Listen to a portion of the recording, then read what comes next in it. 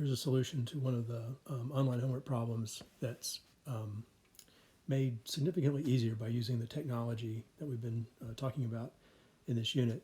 So for this example, they're telling us what the software output is when a confidence interval is built using a sample size of size 65. So we've got 65 responses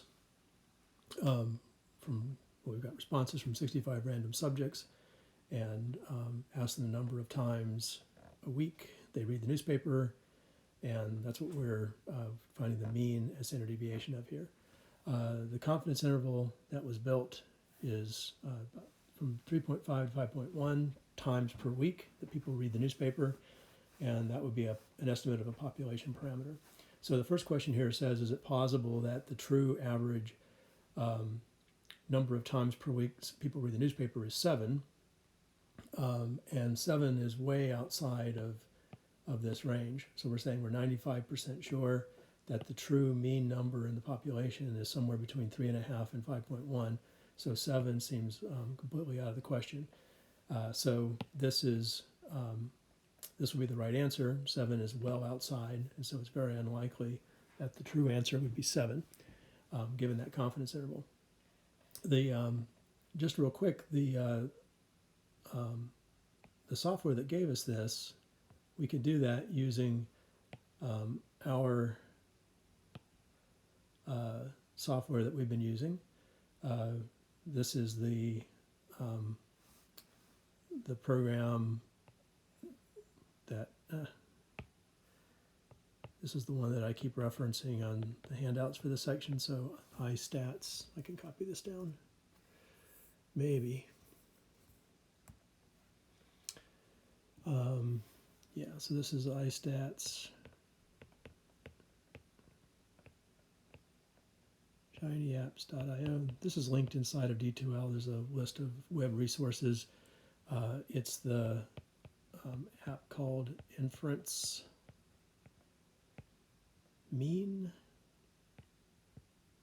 So inference_mean. Anyway, there's a link on the handouts, link in D2L, links everywhere to it.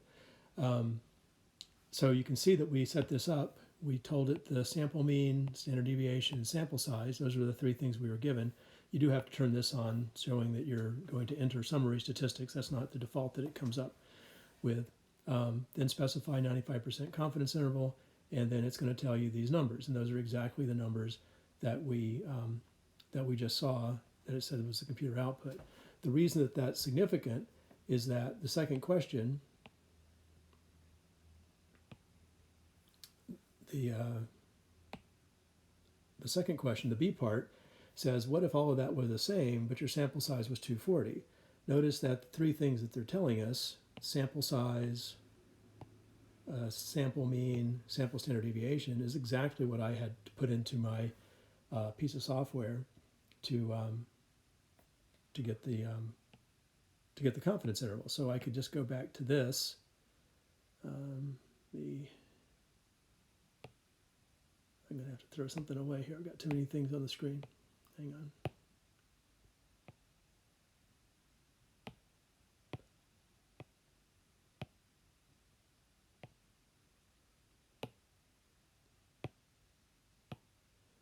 So for example, in the piece of software, if instead of specifying that the sample size is 65, if instead I specify the n is 240 and the mean is 4.3 and the sample standard deviation is 3.3, then it updates my my confidence interval down there, and so now my confidence interval says something between 3.88 and 4.72.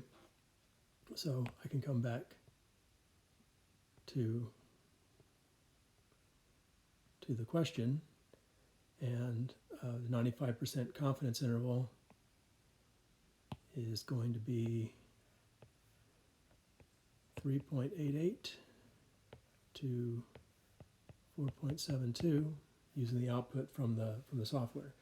So we don't have to do anything. We don't have to do anything special. Basically, if we can use the web app to get the 95% confidence interval with sample size 65, then it's a very easy change to the input to get the confidence interval for a sample size of 240. Similarly, I could change the confidence interval very easily and compute other confidence intervals without having to redo any of the work.